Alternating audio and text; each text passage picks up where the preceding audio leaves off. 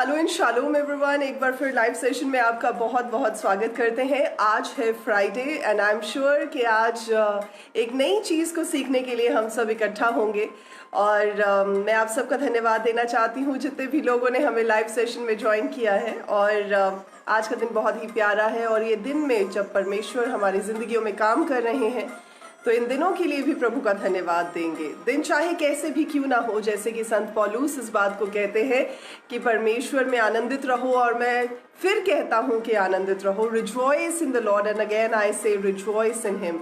तो वो तो उस हालात में ये बात कह रहे थे जबकि बेड़ियों में जकड़े हुए, प्रिजन में फेंके हुए, कोड़ों की मार खाते हुए वो ये बात कह रहे थे कि परमेश्वर में आनंदित रहो। तो हमें ऐसी कौन सी चीज़ है जो परमेश्वर के आनंद में बढ़ने से रोक सकती है?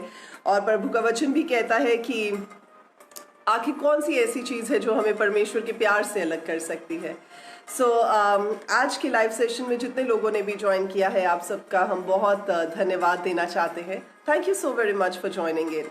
आज आपने देखा होगा कि हमने अपने पेज पर, ऑफिशियल पेज पर एक पोस्ट डाला था जिसमें हमने ये बात की थी कि डू नॉट जज anyone based on their past.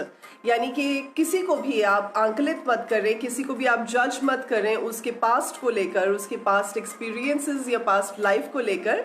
लेकिन ऐसा भी हो सकता है कि जिस समय में से वो इंसान निकलता है वो समय एक्चुअली टेस्टमनी का, एक अच्छी बड़ी गवाही का समय, तैयारी का जो समय है वो उसकी लाइफ में हो सकता है। आज इसी मुद्दे पर मैं आपके साथ कुछ और बातों में आपको और गहराई में लेकर जाऊंगी। देखिए, कई बार क्या होता है कि हम जिस इंसान को बचपन से जानते हैं या प्रॉबेबली जब से उसने परमेश्वर के साथ अपनी दौड़ शुरू की होती है, हम तब से जानते हैं, और अचानक जब हम देखते हैं कुछ सालों के बाद कि उसकी लाइफ में परमेश्वर ने तरक्की देनी शुरू की है, तो कई बार ऐसी ह्यूमन टेंडेंसी होती है कि जब हम पीछे देखते हैं हमें लगता है ये बंदा तो ऐसा सा होता था, ये बंदी तो ऐसी सी होती थी, इसकी लाइफ तो हम जानते हैं, हमने देखा ये कहाँ से शुरू किया इसने, हमने देखा कि ये कैसे इन्होंने परमेश्वर के वचन को पकड़ा और कैसे अब ये किस लेवल पर इस्तेमाल किए जा रहे हैं। कई बार हम उस चीज़ को बहुत ही हल्का जानते हैं, और कई बार मैंने देखा है कि लोग on the basis of the past experiences of that anointed man और अ वुमन ऑफ गॉड ऐसी बातें करते हैं जो शायद सही नहीं है, या ऐसी बातें करते हैं जो शायद उनको करनी नहीं चाहिए। आज हम इस मुद्दे पर बात करेंगे कि परमेश्वर जब किसी को चुन लेते हैं, परमेश्वर जब किसी को पकड़ लेते हैं, परमेश्वर जब किसी का चुनाव करते हैं, परमेश्वर जिस किसी के ऊपर हाथ रख लेते हैं, परमेश्वर जिस किसी का नाम लेकर बुलाते हैं, परमेश्वर उसकी जिंदगी को बदल देते हैं। और जब परमेश्वर बदल देते हैं तो प्रभु का वचन बताता है कि परमेश्वर के चुने हुओं पर कौन दोष लगा सकता है। कोई भी नहीं है जो परमेश्वर के चुने हुओं पर दोष लगा सके। और इसलिए हमें ये बात जाननी जरूरी है कि इंसान की दो जिंदगियां होती है। तभी हम कहते हैं कि बॉर्न अगेन बिलीवर। जी, मैं न्यू बॉर्न बिलीवर हूँ, मैं बॉर्न अगेन बिलीवर हूँ। तो वो क्या मतलब होता है? यानी कि मैंने अपनी पिछली जिंदगी से तौबा की है, मैंने अपनी पिछली जिंदगी को पीछे छोड़ दिया है और अगली जिंदगी को मैंने गले लगा लिया है। तभी तो परमेश्वर का वचन इस बात को कहते हैं नया जन्म पाना, नए सिरे से पैदा होना। और जब हम नए सिरे से पैदा होते हैं तो हम किसी के वजह से, किसी इंसान की वजह से पैदा नहीं होते। परमेश्वर का वचन हमें पहला पत्रस का जब आप चैप्टर पढ़ते हैं तो वहां पर लिखा है कि तुमने अब अविनाशी बीज, परमेश्वर के सदा ठहरने वाले बीज के द्वारा नया जन्म पाया है। तो जब हम परमेश्वर के नाम में, परमेश्वर के वचन में, परमेश्वर के कलाम में अपने कदम को आगे बढ़ाते हैं और हम नई जिंदगी को एम्ब्रेस कर लेते हैं, तो हमारी पिछली जो जिंदगी है अब उसका हमारे ऊपर कोई कंट्रोल नहीं रह जाता, उसका हमारे ऊपर कोई नियंत्रण नहीं रह जाता। और चाहे वो पिछली जिंदगी में इंसान चोर भी था, चाहे पिछली जिंदगी में वो करप्टेड मर्डरर भी था, चाहे पिछली जिंदगी में उसने लोगों को धोखा भी दिया हो, चाहे पिछली जिंदगी में उसकी जिंदगी पूरी हलचल के साथ मची हुई हो, लेकिन अब जब वो परमेश्वर में आ चुका है तो प्रभु ने उसकी जिंदगी को बदल दिया है। जैसे कि हम संत पौलुस की बात करें, अपोस्टल पॉल को कौन नहीं जानता, जबकि पतरस को, यूहन्ना को, इन सब लोगों को परमेश्वर ने हाथ से चुना था, बुलाकर चुना था, उनसे बातचीत करके चुना था। लेकिन संत पौलुस का चुने जाना एक बहुत ही डिफरेंट, बहुत ही ड्रामेटिक टर्न ऑफ इवेंट्स को दर्शाता है। और परमेश्वर का वचन बताता है कि ये कुछ ऐसा घटित हुआ जबकि वो दमिश्क को जा रहा था, and he was a missionary even before he started speaking about the Lord. वो परमेश्वर यीशु मसीह का प्रचार करने से पहले ही मिशनरी था, लेकिन वो दूसरी डायरेक्शन का मिशनरी था। वो अलग अलग जगहों पर जाया करता था ताकि परमेश्वर के लोगों को घात कर सके, परमेश्वर के लोगों को उस मूवमेंट में आगे बढ़ने से रोक सके जो कि प्रभु यीशु मसीह की मूवमेंट थी, प्रभु यीशु मसीह के प्रचार की मूवमेंट थी। तो वो क्या किया करता था? वो यरूशलेम से चिट्ठियां लिया करता था। He used to get authority letters, और उन अथॉरिटी लेटर्स को लेकर वो उन सिटीज में, उन जिलों में जाया करता था जहां पर कि वो परमेश्वर के लोगों के ऊपर उस यातना को ला सके, उन्हें मार सके, उस मूवमेंट को खत्म कर सके, क्योंकि वो परमेश्वर यीशु मसीह से बहुत ही नफरत करता था और उस मूवमेंट से नफरत करता था, क्योंकि उसको लगता था कि ये यहूदियों के खिलाफ कोई कॉन्स्पिरेसी है, यहूदियों की लाइफ को खराब करने के लिए, उनके फेथ को करप्ट करने के लिए ये कंस्पिरेसी है। वो क्योंकि यहूदी था, वचन बताता है वो फरीसियों का भी फरीसी था, वो एक लर्नर्ड बंदा था, और उसका जो रबाई था, अगर आप एक्ट्स ऑफ अपोस्टल्स पढ़ें तो उसमें आपको पता चलेगा, रसूलों के कर्तव्य में आपको पता चलेगा कि रबाई जो उसका था वो यरूशलेम में उसने अपने रबाई से, जिनका नाम गमलीएल था, उनसे उसने शिक्षा प्राप्त की थी। और जब हम स्टीफन की डेथ को भी देखते हैं कि वो स्टीफन को पथराव करके मारा जा रहा था, तो पौलुस वहीं खड़ा था, वो वहीं पर था, तब वो शाऊल था। लेकिन अगर अब हम उसकी पिछली जिंदगी के बेसिस पर उसकी अगली जिंदगी का आंकलन करें तो वो गलत रहेगा। अब ये वो बंदा था जबकि परमेश्वर के लोगों का घात करने के लिए वो दमिश्क को जा रहा था, और दमास्कस जाते जाते वो ये सोच रहा होगा कि मैं जितने लोगों को मारूंगा, मैं जितने लोगों को सताऊंगा, मैं जितने लोगों को टॉर्मेंट करूंगा, मैं उतना ही बढ़िया एक यहूदी कहलाऊंगा, उतना ही बढ़िया एक फरीसी कहलाऊंगा, क्योंकि मुझे वचन का बड़ा ज्ञान है। लेकिन वहीं पर उसकी जिंदगी में कुछ ऐसा अजीब घटित हुआ जो कि उसने सोचा नहीं था। वहीं पर उस सड़क पर ही परमेश्वर ने एकाएक उसको दर्शन दिया और उसका नाम लेकर उसे दर्शन के साथ पुकारा। और अगर अब बाकी के जो अपोस्टल्स हैं, बाकी के जो रसूल हैं, ये सोचें कि पौलुस हमारे बीच का एक नहीं है क्योंकि वो सताता था, जैसे कि हुआ भी, और फिर बरनबास ने उन सब तक उसकी गवाही को लेकर गया, लेकिन अगर अब उसके पास्ट एक्सपीरियंस, पास्ट लाइफ के बेसिस पे उसे देखा जाता तो शायद कोई भी उसको अपने संगति में आने ना देता। लेकिन परमेश्वर ने जो उसकी लाइफ में कर दिया था, 3 दिन 3 रातों तक वो अंधा रहा, उसकी आंखों के ऊपर झिल्लियां पड़ी रही, 3 दिन 3 रातों तक उसने कुछ खाया पिया नहीं, 3 दिन 3 रातों तक वो प्रार्थना करता रहा और परमेश्वर के सामने पश्चाताप करता रहा, 3 दिन 3 रातें वो मन फिराकर परमेश्वर के सामने रहा। और फिर परमेश्वर ने तीसरे दिन के बाद हनन्याह को वहां पर भेजा और बोला कि उसके सिर पर हाथ रख और उसके लिए प्रार्थना कर, जैसे ही तू प्रार्थना करेगा उसकी आंखें खुलेंगी। और उसकी सिर्फ स्वाभाविक आंखें ही नहीं खुली, पौलुस की सिर्फ वही आंखें नहीं खुली जो कि देख सकती थी इन द फिजिकल रैलम, लेकिन वो आंखें खुली जो उसकी स्पिरिचुअल आंखें थी, वो आंखें खुली जो उसकी आत्मा की आंखें थी। और आज भी परमेश्वर का वचन बताता है कि जो हमारा बीता हुआ कल है वो हमारे आने वाले कल पर हावी नहीं हो सकता। तो जब हमारा बीता हुआ कल हमारे आने वाले कल पर हावी नहीं हो सकता, जबकि वो ट्रांसफॉर्मेशनल स्टेज, जबकि वो एक अलग स्टेज हमारी शुरू हो जाती है, जैसे कि परमेश्वर का वचन बताता है 2 कुरिन्थियों 5:17 में, अब जो मसीह यीशु में है उन पर दंड की आज्ञा नहीं। अब जो मसीह यीशु में है वो नई सृष्टि है। तो जब नई सृष्टि है और लेकिन पुरानी बातें सब बीत गई हैं, 5:17 कहते हैं पुरानी बातें सब बीत गई हैं, you and me are a part of a new creation. अब हम नई सृष्टि का हिस्सा है जो प्रभु यीशु मसीह में है। तो जब नई सृष्टि का हिस्सा है तो पुरानी बातों का बोझ हमारे साथ कैसे हो सकता है?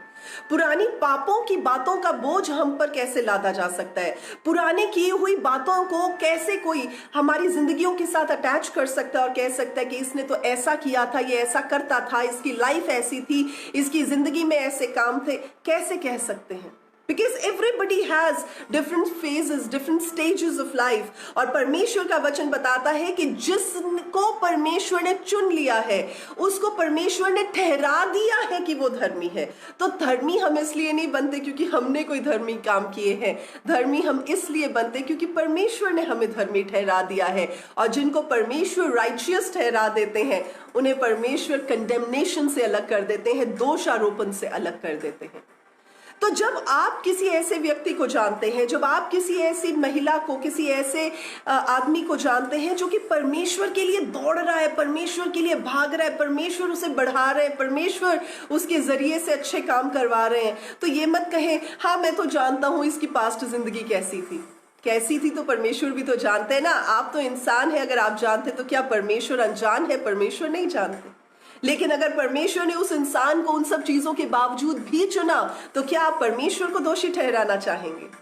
आज मैं इस बात को आप तक इसलिए लेकर आ रही हूं क्योंकि परमेश्वर का वचन बताता है जो कि परमेश्वर के चुने हुओं का आदर नहीं करता वो खुद अनादर के भोगी हो जाते, अनादर के योग्य हो जाते. क्योंकि परमेश्वर का वचन कहता है जो परमेश्वर के भेजे हुओं का आदर करते हैं वो परमेश्वर से आदर हासिल करते हैं. जो भी हम परमेश्वर के अभिषिक्तों के लिए करते हैं, जो भी हम अनॉइंटेड वंस के लिए करते हैं, परमेश्वर का वचन बताता है कि वो अजर हमारी लाइफ में मुड़कर आता है. आज क्यों ज्यादा जो अपने आप को बिलीवर्स कहते हैं, क्यों वो लोग जो अपने आप को परमेश्वर के लोग कहते हैं वो क्यों नहीं अगले पड़ाव पर जा पाते, जबकि वो प्रार्थना करते हैं, वचन पढ़ते हैं, वचन की गहराई में जाते हैं, अलग समय बिताते हैं, अपनी ऑफरिंग समय पे देते हैं, सब कुछ वो करते हैं, लेकिन क्यों वो अगले पड़ाव पर नहीं जा पाते? क्योंकि वो अपने जिंदगी में एक अनादर की फीलिंग को नर्चर करते हैं. और वो इसलिए क्योंकि वो देख नहीं पाते उस बात को जो परमेश्वर देखते हैं. तो जब पौलुस को परमेश्वर ने चुना होगा, क्या परमेश्वर नहीं जानते थे कि पौलुस क्या करता है? क्या परमेश्वर उसके कामों से, उसके हालातों से, उसके कैरेक्टर से, उसके चरित्र से अनजान थे? लेकिन फिर भी परमेश्वर ने उसको चुना. क्यों? अगर हम एस्थर की बात करें, रानी एस्थर की बात करें, तो वो she was an orphan girl. जब परमेश्वर ने उसे चुना और उस लेवल पर परमेश्वर ने खड़ा किया, तो हो सकता है उसकी सहेलियां कहती हो ये तो हमारी ही फ्रेंड थी, हम तो इसको वैसे ही जानते, ये तो हमारे साथ ही तो खेलती होती थी, what is so special about her. यही गलती परमेश्वर के अगेंस्ट, प्रभु यीशु मसीह के अगेंस्ट नाजरत के लोगों ने की. जबकि परमेश्वर यीशु मसीह नाजरत में गए तो वहां पर लोग आपस में बातें कर रहे, ये वही नहीं है जो मरियम का बेटा है, ये वही नहीं है जिसकी बहनें हमारे बीच में ब्याई गई हैं, ये वही नहीं है जिसका बाप यूसुफ है और ये बढ़ाई है. और उन्होंने उसके विषय में ठेस खाई because they could not understand the anointing he carried, they could not understand the power he was moving in, they could not understand the authority that he was under. तो इन चीजों की वजह से उन्होंने ठोकर खाई. और क्योंकि उन्होंने ठोकर खाई, वचन बताता है कि परमेश्वर वहां पर कुछ ही लोगों को चंगाई दे सके, वहां पर ज्यादा चमत्कारों के काम नहीं हुए. तो आज भी जहां परमेश्वर के लोग गिरते हैं, एक रीजन ये भी है कि वो बाकी सब कुछ तो करते हैं लेकिन ये भूल जाते हैं कि परमेश्वर के चुने हुओं का आदर करना, परमेश्वर के अनॉइंटेड वंस का आदर करना बहुत जरूरी होता है. Everyone has an opinion.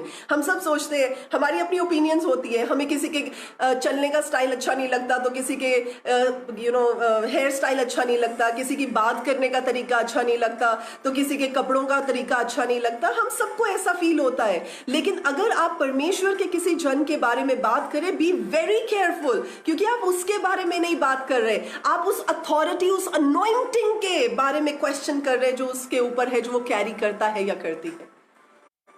God be very very cautious. बहुत केयरफुल रहें इस बात को, किसी को जज मत करें इस बात के लिए कि उसका पास्ट कैसा था. पास्ट कैसा भी था परमेश्वर जानते हैं, लेकिन आने वाला कल कैसा है और आप उससे कैसे आशीषित हो सकते हैं, उस बात के लिए परमेश्वर का धन्यवाद करें और परमेश्वर के सामने अपने दिल को रखें.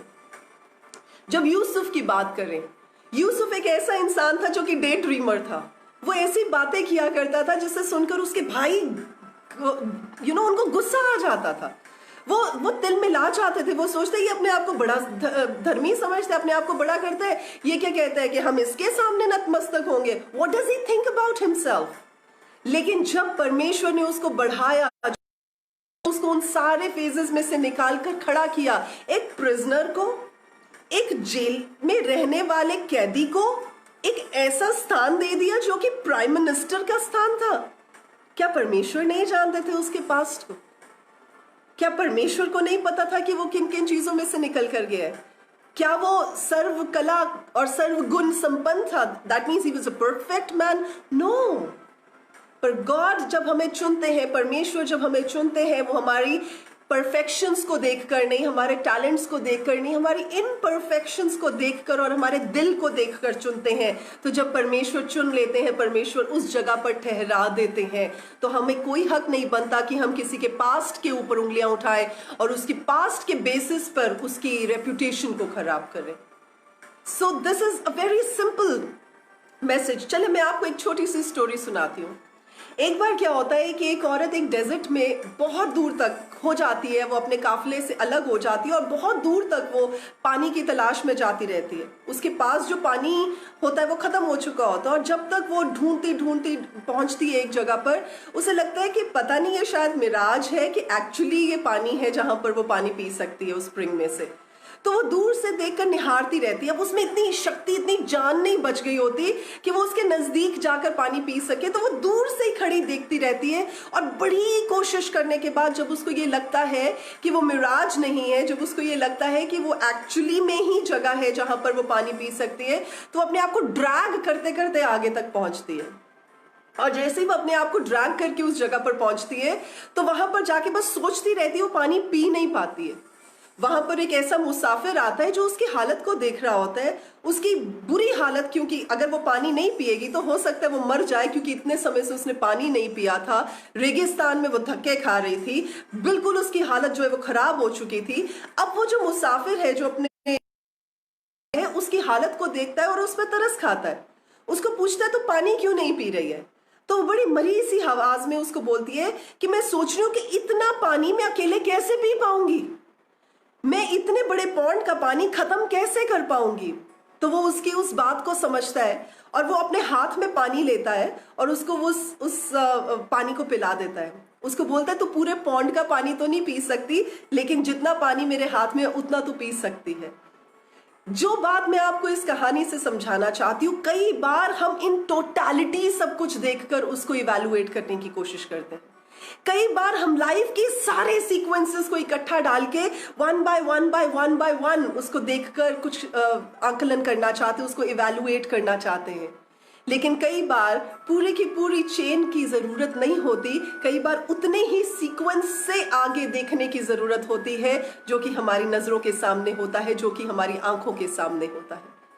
इससे पहले कि आप पूरे के पूरे पॉन्ड का पानी खत्म कर दें, आप अपने हाथ में जो है पानी उसको खत्म करें। यही बात हमारी जिंदगी के जो सर्कमस्टांसेस हैं, सिचुएशंस है, यही बात जो हमारी जिंदगी की विपदाएं हैं उनके लिए भी रेलेवेंट होती है। कई बार हम सारी प्रॉब्लम्स को इकट्ठा देखते हैं, ओहो ये भी प्रॉब्लम है, ये भी प्रॉब्लम है, अब ये नहीं हुआ, अब बच्चों की लाइफ में ये है, अब माँ बाप की जिंदगी में ये है, अब ये खर्चा है, अब वो नहीं आई, अब ये चीज नहीं हुई। बजाय उसके कि इन टोटलिटी देखने के आप उतने से सीक्वेंस को देखें और उतने से सीक्वेंस को संभालें ताकि आपको टेंशन ना हो, और एक एक करके जब आप सीक्वेंस को संभालेंगे आप उन चीजों को बेहतर तरीके से हैंडल कर पाएंगे। Don't look at the past, और सिर्फ दूसरों के पास्ट नहीं, अपने भी पास्ट से बाहर आ जाएं। अब अगर आप मुड़ मुड़ कर वापस जाते हैं और अपने पास्ट में देखते रहते हैं कि मैंने ऐसे किया था, मैंने ये गलती कर दी थी। आपने देखा होगा कई लोगों की आदत होती है हर समय रोते रहने की और ये कहते रहने की कि मैंने गलतियां की थी।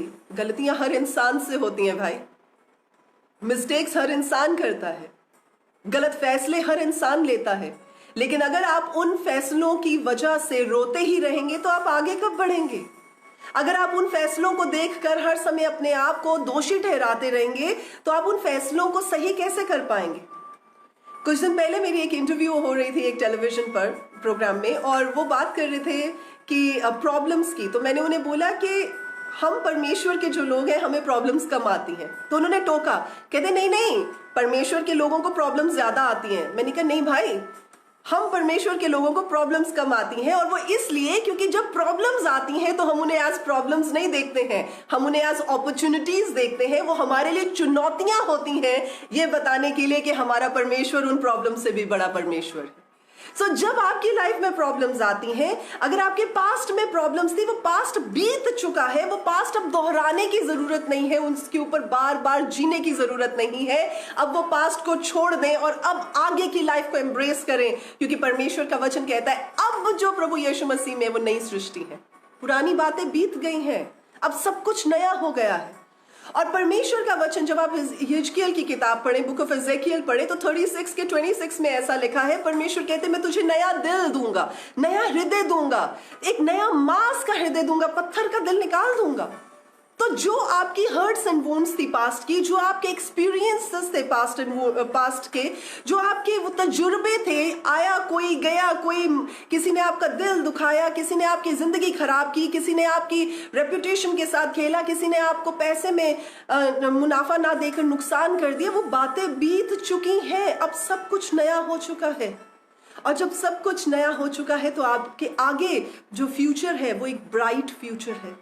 परमेश्वर का वचन बताता है कि जो दिन, जो साल टिड्डियों ने खराब कर दिए, योएल नबी की किताब में परमेश्वर का वचन ऐसा कहता है कि जो साल टिड्डियों ने खराब कर दिए थे, मैं उसकी भरपाई तुम्हें करूंगा। Because God is a restoring God, he restores what we have lost. जो हमने गवा दिया, जो खो दिया, जो हम पीछे छोड़ आए, अगर वो अच्छा था और हमें नहीं मिला तो परमेश्वर उसको रिस्टोर करना जानते हैं। और अगर वो बुरा था तो उसे भूल जाएं, क्योंकि परमेश्वर आगे एक बेटर फ्यूचर देना जानते हैं।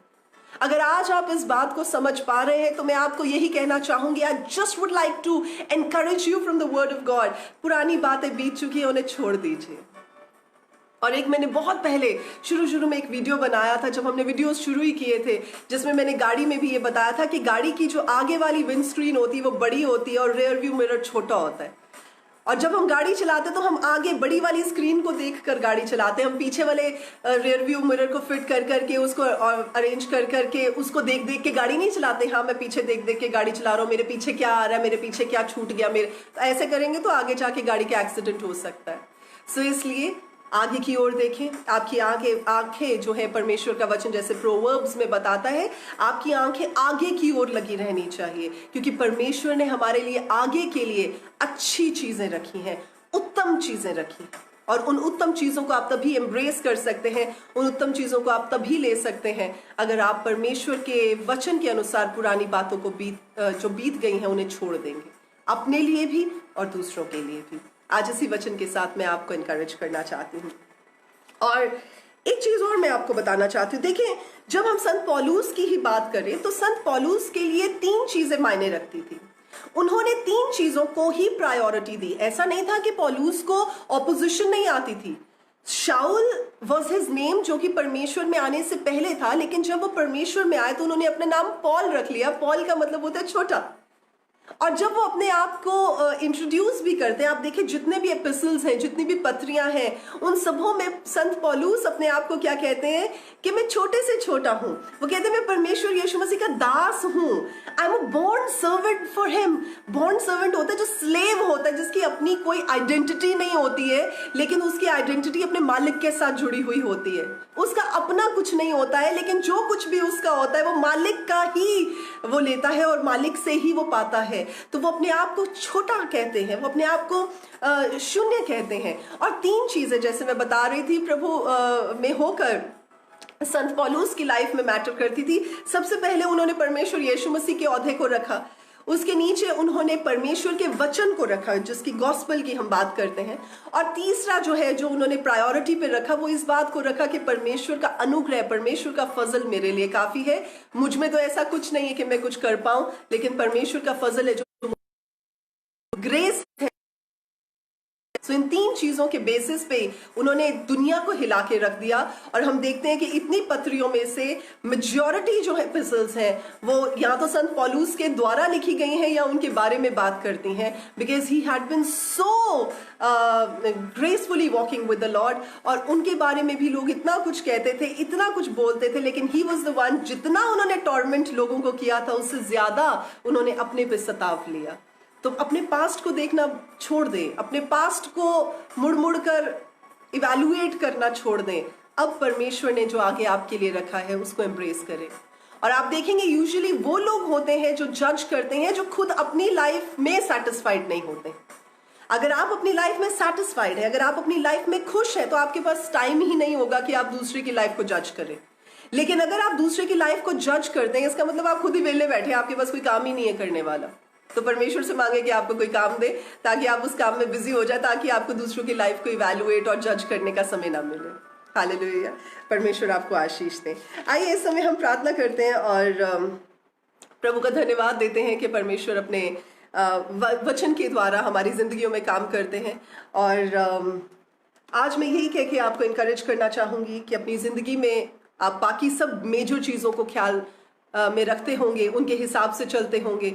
लेकिन कई बार क्या होता है कि शैतान कुछ ऐसे छोटे छोटे ट्रैप्स बिछाता है जो नजर नहीं आते, और जो ट्रैप्स नजर नहीं आते उन्हीं में गिर के, उन्हीं में फंस कर इंसान जब गिर जाता है तो फिर परमेश्वर से क्वेश्चन करता है कि प्रभु मैंने कहाँ गलती कर दी। अगर आज आपको अपनी लाइफ में लगता है कि आपने परमेश्वर के दासों या दासियों के लिए जजमेंटल तरीके से बात की है, तो ask for forgiveness from the Lord. परमेश्वर से माफी मांगे और प्रभु के सामने अपने रिश्ते को साफ करें, सही करें, ताकि आप ठोकर खा के ना गिरे, ताकि आप किसी ऐसे जाल में ना फंसे जो कि शैतान ने आपके लिए लगाया है, और जो आपकी आशीषें हैं वो आप तक पहुंच सकें। Come, let's just say a word of prayer. Gracious Heavenly Father, we thank you for your lovely and awesome presence in our lives. प्रभु, आपकी अद्भुत हुजूरी के लिए, आपकी इच्छा के लिए, आपके वचन के लिए आपका धन्यवाद देते हैं। और इस बात के लिए धन्यवाद देते हैं कि परमेश्वर आप हमें समय समय पर हिलाते हैं, समय समय पर अपने वचन के द्वारा प्रभु हमें जागृत करते हैं, ताकि हम ऐसे ना हो जाएं कि प्रभु छोटी छोटी गलतियों की वजह से हम अपने बड़ी डेस्टिनी को, बड़े रिवॉर्ड को खो बैठे। आज परमेश्वर जितनों ने इस वचन को सुना है और जितनों के साथ आपने इस वचन के द्वारा बात की है, उनकी जिंदगियों में एक ट्रांसफॉर्मेशनल मोड़ को लेकर आए, एक ऐसे पड़ाव को लेकर आए जिससे प्रभु वो जान सकें कि पहले और अब में परमेश्वर उनकी लाइफ में क्या फर्क आया, जबकि उन्होंने इस वचन पर चलकर प्रभु आपके साथ अपनी वॉक को ठीक किया है। और परमेश्वर खास तौर पर हम इस बात के लिए प्रार्थना करते हैं, यदि हमारे मुंह से, यदि हमारे दिल से, यदि हमारे सोच से भविष्य के लिए कोई ऐसी बात निकली हो या सोची हो जो कि सही नहीं है, तो परमेश्वर हम आपकी दया के, हम आपकी माफी के पात्र हैं और हम आपसे माफी मांगते हैं। परमेश्वर आज जितने भी लोग अपने दिल को खोलकर आपसे क्षमा मांगते हैं, आप उन्हें अपने ग्रेशियसनेस में, अपने ग्रेस में परमेश्वर उन्हें माफ करें और परमेश्वर उनके हालातों को सही करें। और जितने भी लोग इस वजह से अपनी जिंदगी के ऐसे पड़ाव में है जहां पर उथल पुथल है, परमेश्वर तो मैं प्रार्थना करूंगी आपकी बेटी, आपकी दासी होने के नाते, कि उनकी उथल पुथल प्रभु यीशु के नाम से शांत की जाए। प्रभु अगर कोई ऐसे हैं जो बीमार है इस वजह से, तो परमेश्वर उनकी बीमारी प्रभु यीशु मसीह के नाम से जाती रहे। कोई ऐसे हैं जिनकी प्रार्थनाओं का उत्तर नहीं आता है और प्रभु वो आगे नहीं बढ़ पाते हैं अपने काम में, तो प्रभु होने दे जब वो आपसे माफी मांगे तो परमेश्वर उनके कामों को आप बरकत दें, उनके हालातों को आप ठीक करें, उन्हें आगे बढ़ने का मौका दें और परमेश्वर उन्हें रियलाइजेशन के साथ अपनी नजदीकी में आने का भी मौका दें। धन्यवाद देते हैं परमेश्वर, सारी महिमा सिर्फ आप ही की है और आप ही के पवित्र नाम को देते हैं। धन्यवाद के साथ ये सारी प्रार्थना बहुत ही विश्वास के साथ प्रभु यीशु मसीह के जिंदा नाम में होकर मांगते हैं, आमीन। परमेश्वर आप सबको बहुत आशीष दे। हमारे YouTube ऑफिशियल चैनल पर हमने कुछ नई वीडियोस को अपलोड किया है, जो कि ऑलमोस्ट हर तीसरे चौथे दिन हम कोशिश करते हैं कि उस पर अपलोड की जाए। तो अगर आपने अभी तक हमारे YouTube चैनल को, नीतू पी चौधरी ऑफिशियल को अभी तक सब्सक्राइब नहीं किया है तो आप करें, क्योंकि आने वाले दिनों में भी शॉर्ट वीडियोस और सर्मन्स जो हैं अलग अलग हम हेडिंग्स के अंदर अपलोड करने जा रहे हैं, तो आप ज़रूर उसे देखिएगा। और साथ ही साथ हमारे फेसबुक पेज पर भी, जो कि doctor Neetu P Chaudhary official page है, फैन पेजेस बहुत सारे हैं लेकिन ऑफिशियल पेज सिर्फ यही है, doctor Neetu P Chaudhary official, तो आप इसको भी लाइक और फॉलो करें, ताकि हर दिन की जो पोस्ट आती हैं आप उससे एनकरेजमेंट पा सकें, परमेश्वर में और मजबूत हो सकें। और फिर मैं again I would like to reiterate, मैं दोबारा आपसे ये बात कहना चाहूँगी कि किसी के पास्ट एक्सपीरियंसेस से, किसी की पास्ट लाइफ की वजह से उसका आंकलन मत करें, उसको इवैल्यूएट मत करें, लेकिन जो अब परमेश्वर उसकी लाइफ में कर रहा है और जो आपकी लाइफ में कर रहा है उस पर फोकस करें और परमेश्वर का धन्यवाद दें, क्योंकि प्रभु के आने का समय बहुत नजदीक है और ऐसा ना हो कि गलतियों की वजह से कोई भी पीछे रह जाए। परमेश्वर आप सबको बहुत आशीष दे, परमेश्वर यीशु मसीह के नाम में, आमीन।